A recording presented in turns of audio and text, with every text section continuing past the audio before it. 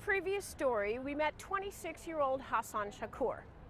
After his village was destroyed and his mother was killed in Darfur, he fled Sudan for Israel, where he's been living since 2010. Hassan is a leader among his peers. He has scores of Israeli and Sudanese friends, and he's currently applying for university scholarships.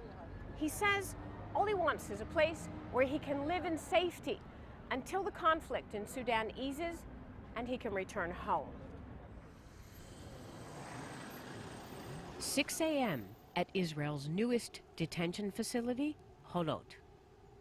Israel's government says Holot is open because the Eritreans and Sudanese assigned here are free to come and go at will.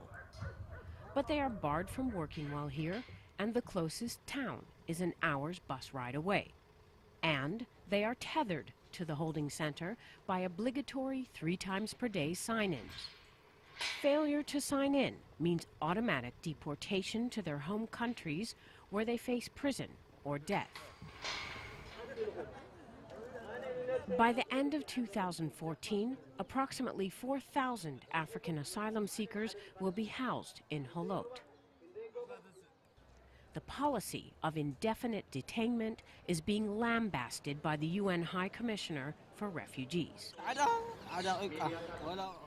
Israel's government defends the policy, referring to the Eritreans and Sudanese in Israel as job-seeking illegal infiltrators burdening Israel's social fiber. We tell these populations that if they want asylum, fine, they need to file asylum requests. But they will be placed in the open detention center that Israel built for them in order to provide their basic humanitarian needs. And we will not allow them to integrate into Israel's workforce. Holot detainees report they aren't getting enough to eat, there's no heat or hot water, and medical care is lacking. Local NGO leaders say detention and heel-dragging on review of refugee application requests is part of a government plan to squeeze asylum seekers into signing deportation papers. Of 1,800 asylum requests filed in recent years, only 2 were approved in late 2013.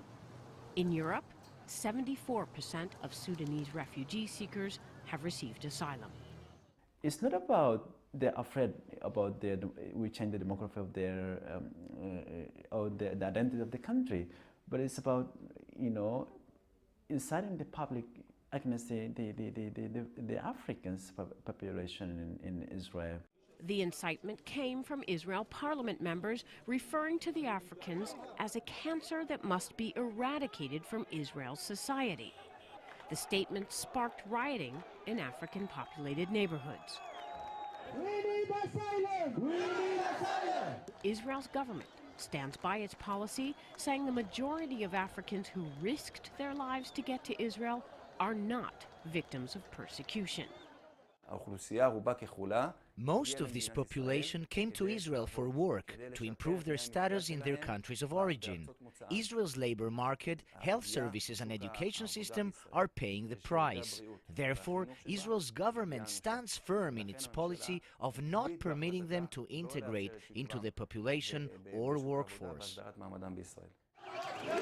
Fed up with racism and angry over the new detention policy, asylum seekers took to Israel's streets in December. Protests aimed at pressuring Israel government policy change continue.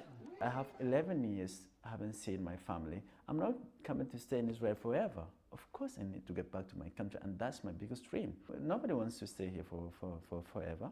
We didn't seek for citizenship in Israel. We're asking just to give us a status that will not be deported to where we came from. We will not be persecuted or mistreated again. Mutassim will have to continue his campaign from Holot. He reports for detention in February along with other African community leaders.